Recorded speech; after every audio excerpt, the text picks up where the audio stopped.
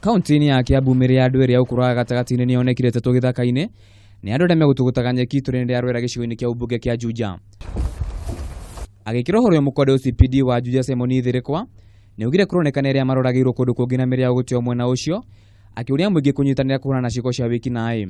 Sasa zikiwa identified ndio tunaweza kujua sasa kama waliuliwa mahali ingine, tujue kama kuna ripoti mahali, tujue inaweza kuwa ni nini ilifanyika. Ni watoto wachanga ambao ni watoto innocent. Na kwa kaunti-inĩ ya Nakuru Kĩmako na ihũrũ nĩ rĩgũmĩire gĩcagi kĩa Ndimũ mwena wa Elbagon gĩcigo-inĩ kĩa ũmbunge kĩa Molo thutha wa mwana wa mĩaka 11 ũrĩa nĩ mũrutwo wa kĩrathi gĩa gatano kwĩruta moyo gũkĩrĩkana atĩ nĩ mwana wa gatatũ ũkũrũ ikinya rĩrĩ mwaka ũyũ. Niliondoka asubuhi nikaenda kanisani.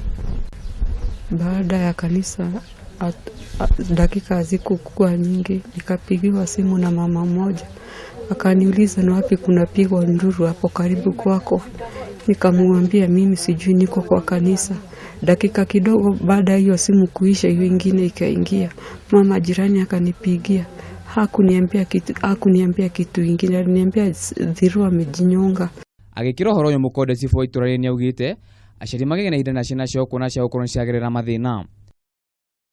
O tũrĩ kaunti-inĩ ya Nakuru, mwĩrĩ wa mwanake wa mĩaka 28 nĩ ũkũrirwo nyũmba-inĩ yake ya toro itũũra-inĩ rĩa Rilakgara hakuhĩ na mũciĩ wa Nakuru, na kũringana na mũnene wa borithi wa ceceni ya Central gũtinamenyeka wega kĩrĩa kĩroragire mwanake ũcio.